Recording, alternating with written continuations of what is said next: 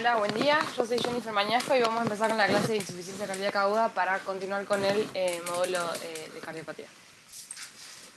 Vamos a empezar un poco por la definición. ¿Sí? Es la aparición de novo o la recidiva de síntomas, ¿sí? De signos de insuficiencia cardíaca, que tiene como importancia es que precisan un tratamiento urgente o inmediato, ¿sí?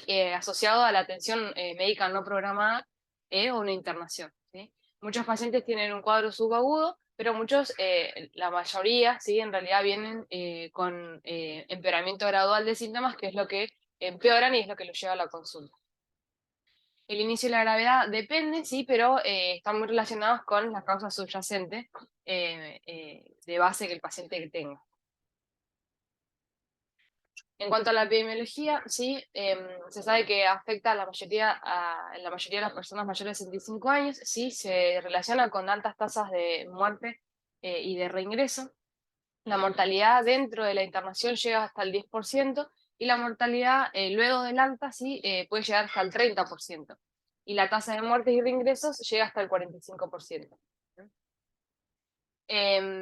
Bueno, y la gravedad clínica de estos pacientes están relacionadas están determinadas por varios factores que son los precipitantes, el sustrato cardíaco que tenga el paciente y las comorbilidades que presenta. Acá les quería mostrar un registro que se hizo en el 2020, que es el ARGENIC, que bueno, más que nada este es un registro que se hizo para evaluar las terapéuticas que se usan en los pacientes con insuficiencia cardíaca aguda, pero también hay un apartado que se evalúa que es las reinternaciones. Y en este se vio sí que los pacientes que, bueno, por un lado, los pacientes que tienen insuficiencia cardíaca aguda de nuevo y los que vienen con empeoramiento de esa insuficiencia cardíaca. Y los que vienen con insuficiencia cardíaca de nuevo tienen una tasa de reinternación, que como se dice acá, es del 16,7% al mes, ¿sí?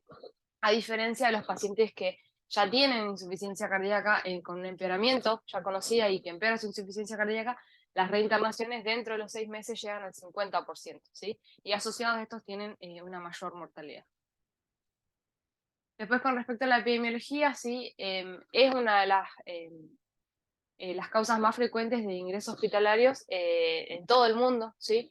Y el número de ingresos se triplicó en las últimas décadas y se debe a una serie de factores que los escuchamos constantemente, sí, pero bueno, hay un claro envejecimiento poblacional, las personas viven más, hay una reducción de la mortalidad secundaria de que hay mayor tratamientos para la hipertensión, hay mayor tratamiento para el infarto, sí, generando más pacientes que tienen disfunción del ventrículo izquierdo. Y además, bueno, que hay tratamientos eficaces para prevenir la muerte súbita, ¿sí? En ese contexto tenemos mayores pacientes que tienen mala función ventricular y que consultan más por insuficiencia cardíaca. Vamos a empezar un poquito con fisiopatología, ¿sí? Cada vez que pensamos en insuficiencia cardíaca hablamos de congestión pulmonar. Que bueno, esto se va a deber a presiones severas debido a presiones de llenado elevado, ¿sí? Con disminución o no del volumen minuto cardíaco, ¿sí? Y se va a presentar en pacientes que tengan buena función o mala función, ¿sí? Y bueno, siempre hay que tener en cuenta que por lo general el paciente tiene asociado patología concomitante, que puede tener enfermedad coronaria, que puede tener hipertensión, valvulopatías, arritmias, o también puede tener disfunción de otros órganos, que puede tener disfunción renal, puede tener anemia, diabetes, ¿sí? Y que además estas van a precipitar los cuadros o van a contribuir a la fisiopatología de la insuficiencia cardíaca de estos pacientes. Entonces, en cuanto a la fisiopatología, quería comentarles estos tres pilares que me pareció importante recalcarlos, ¿sí? Que bueno, partimos de que tenemos un sustrato, ¿sí? Hay mecanismos iniciadores desencadenantes y por último tenemos los mecanismos amplificadores, ¿sí? Cuando hablamos de lo que es el sustrato, hablamos del ventrículo izquierdo que tenga el paciente, ¿sí? Que bueno, este sustrato se puede afectar en forma aguda, por ejemplo, en una miocarditis, ¿sí? O por ejemplo en un infarto agudo de miocardio. O puede ser que tengamos un miocardio que ya está afectado y que empeora su condición, ¿sí? En cuanto a los mecanismos desencadenantes, sí, también van a depender del sustrato y también van a depender de factores extracardíacos, ¿sí? Y vamos a hablar de que también, volviendo a lo de antes, podemos tener un ventrículo izquierdo que esté normal, ¿sí? Y que tenga una afectación aguda, por ejemplo una miocarditis, y este agresor tiene que ser grave para generar este daño agudo en este ventrículo normal. Después, podemos tener un ventrículo que esté anómalo, ¿sí? Pero el paciente sea asintomático, por ejemplo, que aparezca una arritmia, ¿sí? Que tenga FA el paciente, que tenga una hipertensión mal controlada, ¿sí? Después puede ser que tengamos un ventrículo izquierdo anómalo y que el paciente ya sea sintomático, por ejemplo, que ya tenga insuficiencia cardíaca y que empeore esto, por ejemplo, que no cumpla la dieta, que no cumpla el tratamiento farmacológico, que el consumo de AINES, ¿sí? O las infecciones, que también lo tenemos que nombrar. Y en cuanto a los amplificadores, más o menos lo que ya conocemos, ¿sí? Pero bueno, estos van a perpetuar y van a contribuir al episodio de descompensación, ¿sí? Eh, ya conocemos lo que es el sistema neurohormonal, ¿sí? Con mayor activación del sistema renina-angiotensina, el sistema simpático, el estrés oxidativo, la inflamación. En cuanto a la lesión miocárdica, va a disminuir el gasto cardíaco, va a generar disfunción diastólica, puede haber lesión de miocitos, de valvulopatía, insuficiencia mitral, puede afectarse la interdependencia ventricular, el paciente puede presentar taquicardia, ¿sí? En cuanto a la parte renal, puede haber empeoramiento de esa función renal con retención de agua y sodio, puede haber lesión renal aguda, ¿sí? Y en cuanto a la vasculatura, aumenta la disfunción endotelial, puede haber mayor rigidez arterial, esto se puede presentar con vasoconstricción, ¿sí? Entonces, estos mecanismos, ¿sí? Lo que sería el sustrato, los factores desencadenantes y los amplificadores, van a terminar confluyendo en la disfunción de órganos terminales y en la congestión. Eh, la congestión la vamos a terminar viendo desde dos puntos, tanto lo clínico como hemodinámicamente, ¿sí? Lo clínico es lo que, bueno, después vamos a charlar un poquito del examen físico, pero lo hemodinámicamente es lo que precede a la clínica, que bueno, si el paciente lo pudiéramos ver antes, podemos ver, por ejemplo, disfunción diastólica. ¿Sí? Y la clínica que ahora la vamos a charlar. Y acá quería hacer una listita de los factores precipitantes, ¿sí? Que después vamos a hablar un poquito de su porcentaje de incidencia, ¿sí? Pero para empezar a tenerlos en cuenta, el síndrome coronario agudo, las taquiarritmias, ¿sí? Aumentos excesivos de presión, infección, falta de adherencia a la restricción de sal, las bradiarritmias, ¿sí? Sustancias tóxicas, fármacos, exacción de enfermedad pulmonar obstructiva crónica, ¿sí? Entre otros. Acá quería mostrar este esquemita, ¿sí? Que también lo saqué de una revisión, que más que nada lo que hace es resumir un poco la evolución de los pacientes, ¿sí? En cuanto a los síntomas. ¿Sí? Por un lado tenemos los pacientes que no tienen, o sea, que tienen insuficiencia cardíaca de nuevo, y los pacientes que ya tienen insuficiencia cardíaca conocida, que presentan factores precipitantes, ¿sí? Ambos. Y, por ejemplo, los pacientes que tienen insuficiencia cardíaca de nuevo, en estos vamos a poder evaluar o que tengan disfunción diastólica, que en eso vamos a ver por lo general una fracción de eyección preservada, o los que tienen disfunción sistólica y diastólica, una fracción reducida, ¿sí? En estos pacientes vamos a encontrarnos por lo general con una congestión pulmonar, ¿sí? En cambio, los pacientes que ya tienen insuficiencia cardíaca conocida, que se descompensan y con los factores precipitantes, van a tener una disfunción ya del ventrículo, ¿sí? Y ya el paciente va a haber una progresión de sus síntomas y ya lo vamos a encontrar con una congestión sistémica, ¿sí? Y bueno, esto es más o menos el progreso de la enfermedad. Acá lo que quiere, también lo que nombra, que después lo vamos a charlar, que son las menos cantidades, que son los insuficiencia cardíaca de nuevo. Esto de que es las formas de presentación, ¿sí? La insuficiencia cardíaca reagudizada es empeoramiento o reagudización de insuficiencia cardíaca, que si volvemos a la parte de atrás sería este grupo, ¿sí? Que son los más frecuentes. La insuficiencia cardíaca de nuevo, dentro de los menos frecuentes, ¿sí? Con un 20% y un 10% para insuficiencia cardíaca avanzada.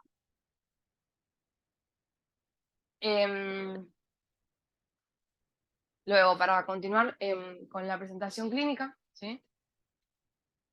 Como hablamos recién, se puede presentar como insuficiencia cardíaca de nuevo o como insuficiencia cardíaca crónica descompensada, ¿sí? En cuanto a la comparación entre ellos dos, ¿sí? Como hablamos antes, la insuficiencia cardíaca de nuevo tiene más altas tasas de mortalidad durante la internación, pero tiene menos tasas de mortalidad y reingreso en el alta, ¿sí? Del paciente.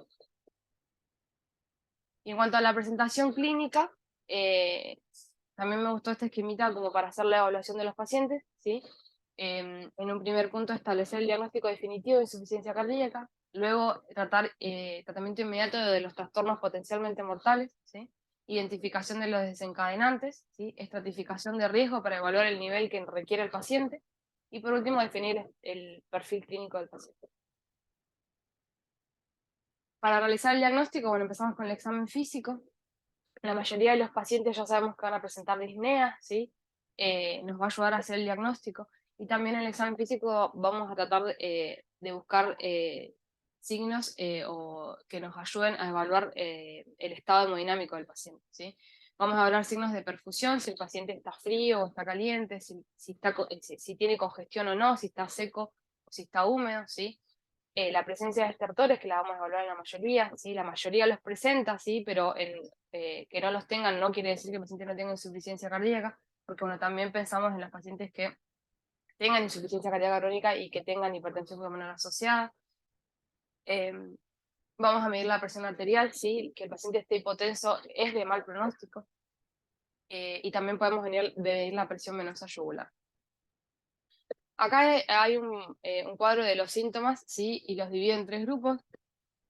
Que bueno, tenemos los primeros que están relacionados a la sobrecarga de volumen, ¿sí? En el segundo grupo relacionados a la hipoperfusión y por último los otros signos, ¿sí? En cuanto a la sobrecarga de volumen, ya nosotros la mayoría la conocemos, el paciente que presenta disnea puede presentar disnea de esfuerzo, paroxística, nocturna, ¿sí? Ortopnea en reposo, ¿sí? Puede tener asociado tos, sibilancias, puede tener molestias en manos y pies, puede tener molestias, distensión abdominal, ¿sí? Y en cuanto a los signos, bueno, vamos a ver estertores, podemos ver derrame pleural, ¿sí? Vamos a ver edemas periféricos en piernas, en sacro. El paciente puede tener ascitis, ¿sí? Dolor, molestias en hipocondrio derecho, puede tener asociado hepatomegalia, esplenomegalia, ¿sí? Aumento de peso, la presión venosa yugular elevada. Después, en cuanto a los signos de hipoperfusión, ¿sí? El paciente puede tener cansancio como síntoma, ¿sí? Puede referir eso, la familia puede referir alteración de estado mental, puede referir somnolencia, ¿sí? Confusión, dificultades de concentración, mareo, presíncope, síncope, ¿sí? Y en cuanto al signo, cuando nosotros lo vemos llegar, podemos ver las extremidades frías, que el paciente tenga palidez, coloración oscura de la piel, ¿sí? Em, y bueno, otros síntomas son sus signos y síntomas, por ejemplo, que tenga depresión, alteraciones del sueño, palpitaciones, ¿sí? Después, en cuanto a las pruebas diagnósticas, ¿sí? Se pueden medir biomarcadores, ¿sí? En este caso es el NT-proBNP y el BNP, que, sí, que son predictores negativos y nos van a ayudar a diferenciar de otros cuadros cuando tenemos dudas, ¿sí? Ahí tenemos los valores normales, menos de 300 y menos de 100. ¿Sí? Y en cuanto al laboratorio, le vamos a evaluar la función renal, siempre medir el filtrado glomerular, hemograma, hepatograma, ¿sí? También está indicado pedirle enzimas cardíacas, ¿sí? Lo que sería también estado ácido base y la ALP. Siempre individualizando en el tipo de paciente, ¿sí? También le vamos a hacer una radiografía de tórax, que bueno, nos va a evidenciar esta congestión que nosotros venimos viendo en el examen físico, y también le vamos a hacer un electro porque nos va a hablar de, sobre todo, desencadenantes tipo síndrome coronario agudo, o también puede ser una arritmia, ¿sí? Por último tenemos el ecocardiograma, ¿sí? Que es la prueba de mayor utilidad, que en este vamos a evaluar que la disfunción diastólica, la disfunción sistólica, si el paciente tiene valvulopatías, si tiene algún trastorno de motilidad, ¿sí? Se puede hacer la valoración hemodinámica, donde vamos a evaluar lo que son las presiones de llenado y el gasto cardíaco, y en un ecodoppler vamos a evaluar, por ejemplo, la relación E' que si es mayor a 15, o predice una presión de enclavamiento o una wedge mayor de 15, que demuestra que el paciente está con un patrón congestivo, ¿sí? Acá les dije una esquemita que también me gustó, que con respecto al ecocardiograma, es que bueno, lo vamos a utilizar en urgencia cuando el paciente esté inestable hemodinámicamente o con sospecha de complicaciones, ¿sí?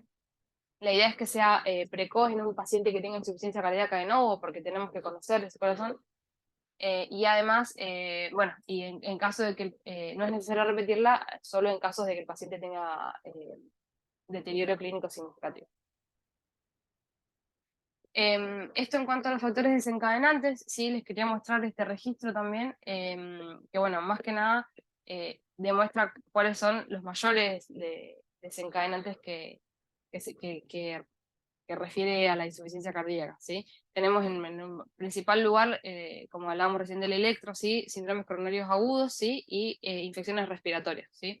Más que nada estos, hay muchos desencadenantes que nosotros tenemos que ir a buscarlos y preguntarle al paciente, porque bueno, muchos van a obviar el tema de las infecciones. Después tenemos el tema de las arritmias, ¿sí? Y por último, hipertensión, que también le veníamos hablando, pero los más frecuentes serían las infecciones y los síndromes coronarios agudos.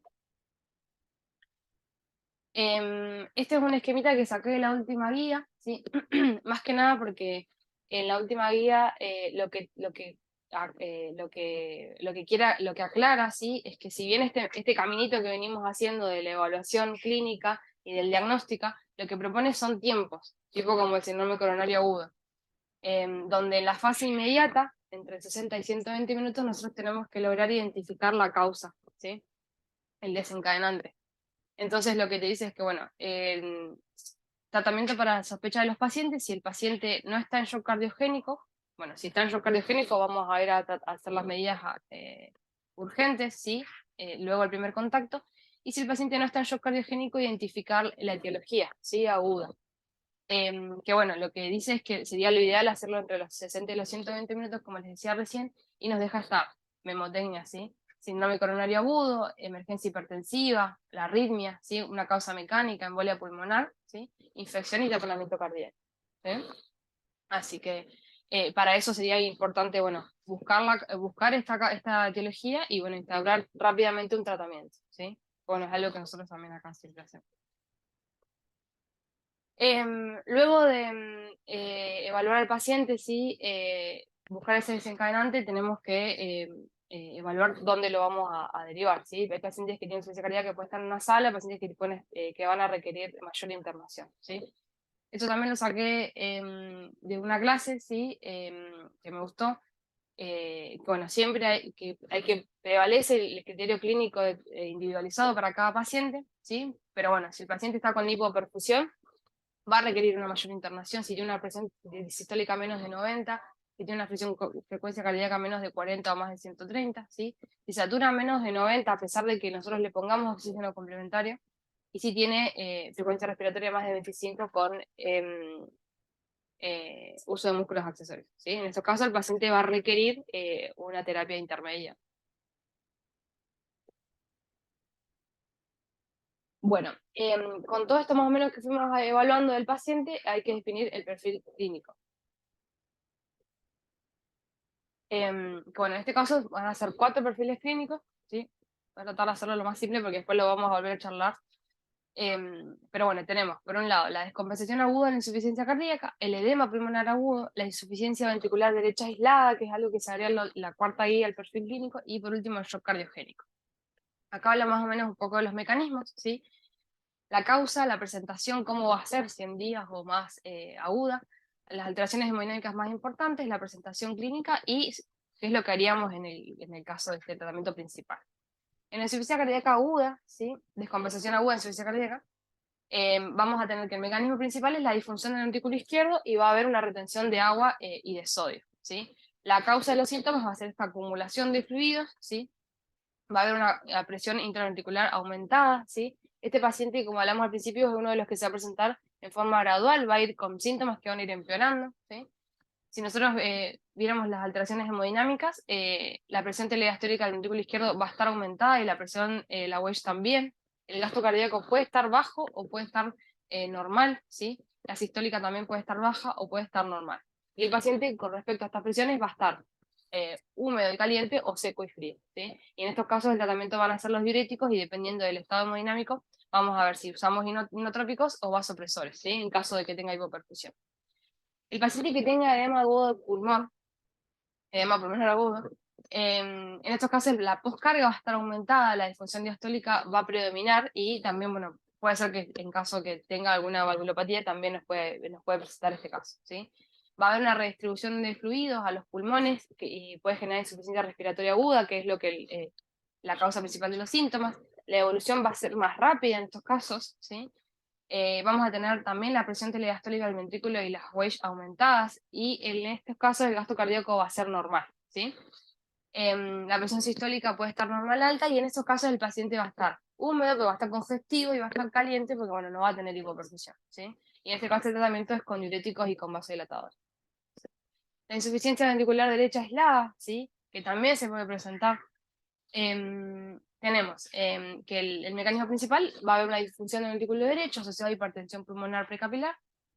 La causa principal de los síntomas va a ser la presión venosa central aumentada y a menudo hipoperfusión, ¿sí? La presentación puede ser gradual o puede ser más rápida, ¿sí? La presión telediastólica del ventrículo derecho va a estar aumentada, el gasto cardíaco va a ser bajo, ¿sí? Y la presión sistólica va a ser baja. El paciente va a estar seco y frío o húmedo y frío, ¿sí? En estos casos vamos a tener que utilizar diuréticos para la congestión del paciente, inotrópicos y vasopresores en caso de hipoperfusión periférica o que el paciente esté hipotenso, ¿sí? Y probablemente requiera asistencia circulatoria mecánica, ¿sí? Temporal, o también asociado a lo que sería la sustitución renal en caso de que sea necesario, ¿sí? Y por último, el último perfil clínico sería el shock cardiogénico, ¿sí? Donde hay una disfunción cardíaca grave, hay una hipoperfusión sistémica. La instauración, hablamos antes que podía ser en casos de presentaciones agudas o más crónicas, así que puede ser gradual o rápida, ¿sí? Vamos a tener presiones telediastólicas del ventrículo aumentadas, la Weill también, el gasto cardíaco va a ser bajo, la presión sistólica va a ser baja, y el paciente va a estar húmedo y frío, ¿sí? Congestivo y con hipoperfusión. El tratamiento van a ser en estos casos, hay que ayudar a ese ventrículo, hay que darle inotropismo y vasopresores, ¿sí? Y probablemente requiera asistencia circulatoria y o sustitución renal. Eso en cuanto a la definición de perfil clínico, que lo vamos a ir asociando a lo que sería el tratamiento. En cuanto al manejo, ¿sí? Se maneja, se basa en la evaluación de 3 pilares. Una es la presión, otra es la evaluación de la volemia, ¿sí? Y la función renal, ¿sí?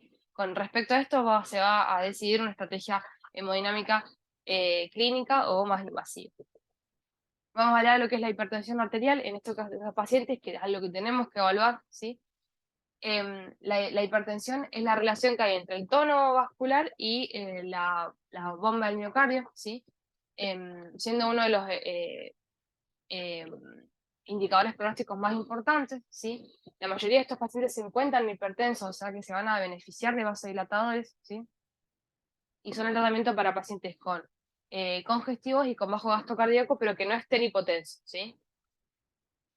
La hipotensión es de mal pronóstico, ¿sí? Por lo general, cuando el paciente está hipotenso, hay que buscar la causa de eso, ¿sí? Y vamos a pensar en estos casos de usar inotrópicos en aquellos que asocien hipoperfusión periférica con disfunción ventricular, ¿sí? En cuanto a la volemia, sí, la mayoría se encuentra con un patrón congestivo, la mayoría tienen 4 o 5 kilos de exceso, ¿sí? Y la mayoría van a requerir diuréticos endovenosos como primera línea. Y la función renal, sabemos que, bueno, la mayoría de los pacientes que consultan a la guardia con insuficiencia cardíaca tienen buena función renal, pero hay un porcentaje que tienen mala función renal, y en estos casos el manejo es más complejo. Lo más complicado que puede llegar a pasar es el síndrome cardiorrenal, ¿sí? Que se trata de una sobrecarga de volumen que se da en la insuficiencia cardíaca, que es resistente al tratamiento con diuréticos, ¿sí? Y que se debe a una insuficiencia renal avanzada, ¿sí? Se va a asociar a creatininas aumentadas o una disminución del 25% del filtrado glomerular, ¿sí? Eh, en estos casos, bueno, va a requerir usos de dosis excesivas de diuréticos, o también asociarlo a terapias de ultrafiltración. Bueno, y después, más o menos lo que veníamos hablando antes de la definición del perfil clínico de los pacientes, acá tenemos los 4 esquemas, ¿sí? Que después lo vamos a relacionar con la clasificación de Forrester. Esta sería la clasificación clínica, donde vamos a tener em, acá lo que sería la evaluación primero en el grupo A, que sería con normal, ¿sí? Paciente que esté caliente y seco, sí, que no esté congestivo y que no tenga hipoperfusión. Acá, en este caso, vamos a tener un paciente que no tenga hipoperfusión, pero que esté congestivo. En estos casos vamos a encontrar congestión pulmonar, vamos a encontrar palpitantes en el examen físico, ortopnea, disnea, paroxística nocturna. El paciente puede tener edema periférico, incurgitación venosa, hepatomegalia, congestión, ¿sí? Reflejo hepatoyugular. Y lo que sería en el grupo, perdón, paciente en el grupo 3, frío y seco, donde vamos a hablar del que el paciente tiene hipoperfusión, ¿sí? El paciente se va a presentar con extremidades frías, sudorosas, puede tener oliguria, disfunción renal, confusión mental, obnubilación, mareos, ¿sí? Presión de pulso disminuida, hipotensión, y en ese caso el paciente va a estar frío y seco, ¿sí? Y cuando asociado tenga signos de congestión, el paciente va a estar con hipoperfusión y va a estar húmedo con los signos de congestión. Esos serían los 4 grupos clínicos, ¿sí? Que más o menos charlamos antes, y ahora lo que se agrega, ¿sí? Es se asocia a la clasificación de Forrester. Esto se utiliza con la correlación clínica y hemodinámica, que son los valores que podemos sacar del ecocardiograma, ¿sí? Entonces acá hablamos de los 4 perfiles clínicos otra vez nuevamente, ¿sí? Pero ahora asociarlos con algunos valores, ¿sí? Vamos a tener acá hablando de lo que sería la perfusión, y acá en el eje de las X, la volemia. Bien, en el grupo A, ¿sí? En el que es el perfil clínico A, vamos a hablar de que vamos a tener, no va a haber hipoperfusión, ¿sí? El índice cardíaco va a ser mayor a 2,2, y lo que sería la presión de enclavamiento pulmonar va a ser menor a 18, porque el paciente no va a estar congestivo, ¿sí? Después vamos a tener el grupo número 2, que lo habíamos hablado antes, que es el paciente que tiene buena función cardíaca y que tiene signos congestivos. Entonces vamos a decir que tiene un índice cardíaco mayor a 2,2 y una presión de enclavamiento pulmonar de mayor a 18, ¿sí? Entonces en este caso, entraría en este grupo, es el grupo de edema pulmonar, y el tratamiento dirigido serían diuréticos, y en caso de que el paciente lo permita, vasodilatadores, ¿sí? Nitroglicerina o nitroprusiato. En el grupo 3, que sería el perfil ¿sí? Donde la hipoperfusión ya está disminuida, vamos a tener un índice cardíaco menor a 2,2, y el paciente no va a tener signos congestivos. Entonces acá estamos hablando de un shock hipovolémico, que sería el perfil 3. O sea, que acá tenemos la presión de enclavamiento, que es menor a 18, ¿sí? Y por último, que el tratamiento está dirigido a la administración de fluidos. Y por último, el grupo número 4, ¿sí? Que donde vamos a tener un índice cardíaco menos de 2,2 y una presión de enclavamiento mayor a 18, que estamos hablando de un paciente que está en un shock cardiogénico. Acá, si la presión es normal, podemos llegar a usar vasodilatadores, y en caso de que esté hipotenso, ya pensar en inotrópicos o vasoconstrictores. Y ahora hablando un poquito ya de algunas medidas más generales, ¿sí? Del manejo de los pacientes. Bueno, le vamos a otorgar oxígeno al paciente, ¿sí? Siempre que el paciente sature menos del 90%.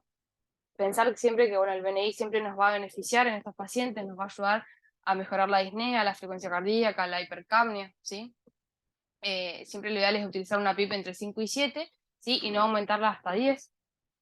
Puede aumentarse solamente hasta 10, no más de eso, ¿sí? Y también siempre pensar en los pacientes que, por ejemplo, tengan incapacidad de proteger la vía aérea, que tengan hipoxia, ¿sí? Que tengan ausencia o sea, que el paciente no coopere, ¿sí? Pensar también que pueden ser posibles de intubación orotraqueal, ¿sí? Hay que tener precauciones, sobre todo en pacientes que tengan shock, que tengan insuficiencia del BD, que tengan EPOC grave, ¿sí? Ya que deprime el centro respiratorio y puede generar hipercapnia. En cuanto a la morfina, lo vamos a usar para más que nada para los síntomas del paciente, en caso de que el paciente presente disnea o desasosiego, ¿sí? Y precaución en caso de que el paciente esté hipotenso, bradicardio, o que pensemos que pueda tener retención de CO2. En cuanto a los diuréticos de ASA, ¿sí?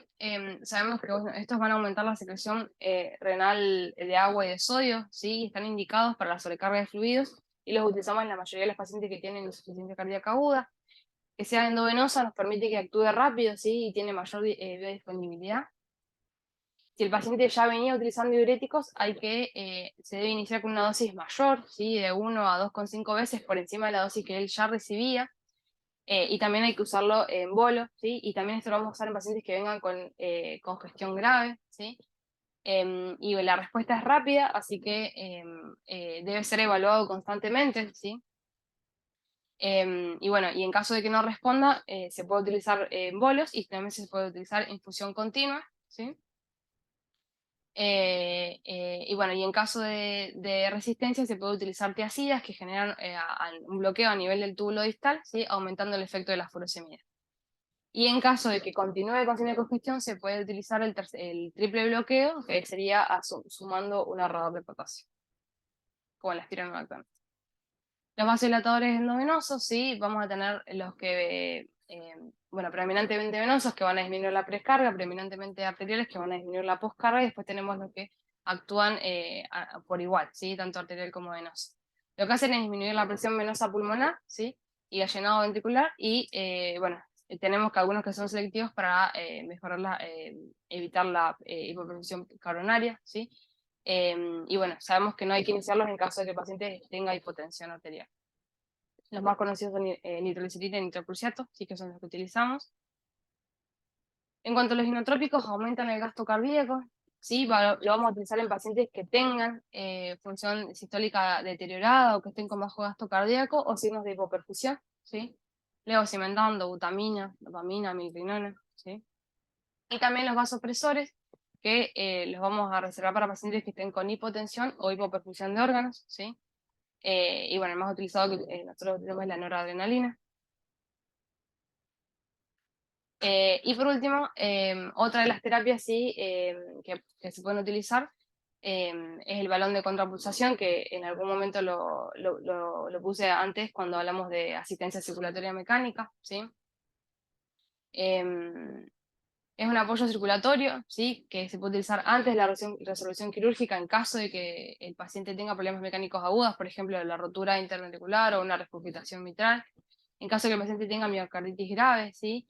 Y en pacientes que tengan, por ejemplo, un infarto agudo de miocardio o durante o después de una cirugía de revascularización, ¿sí? Y bueno, más o menos acá están las indicaciones. Eh, esta es más o menos esta es una red del manejo, ¿sí? Del tratamiento, ¿sí? Donde, más o menos para ir cerrando, ¿sí? Donde lo que, bueno, primero evaluamos es el paciente que va a estar con congestión, con sobrecarga hídrica, ¿sí? Y lo que vamos a evaluar en segundo punto es la hipoperfusión, ¿sí? Si el paciente no tiene hipoperfusión, vamos a iniciar con diuréticos, ¿sí? Y a partir de eso, si el paciente no mejora, vamos a aumentar la dosis, ¿sí? Y en caso de que tenga resistencia, ¿sí? O insuficiencia renal en fase terminal, ya pensar en terapia de reemplazo renal, ¿sí? En caso de que el paciente tenga hipoperfusión, ya pensamos en lo que sería utilización de diuréticos y utilización de inotrópicos, ¿sí? Si esto no mejora, considerar la utilización de noradrenalina, ¿sí? Para mejorar. Y si el paciente continúa con hipoperfusión persistente, con daño orgánico, habría que ya pensar en lo que sería la asistencia circulatoria mecánica y asociado o no la terapia de sustitución renal. En cuanto al alta, ¿sí? Quería dejar esto para que nos quede más o menos a todos, ¿sí? Que serían los criterios, ¿sí? Que bueno, más que nada es algo que nosotros hacemos todos los días, pero bueno, lo que está recomendado para los pacientes con insuficiencia cardíaca es que, bueno, se hayan evaluado los factores desencadenantes, se hayan tratado esos factores desencadenantes,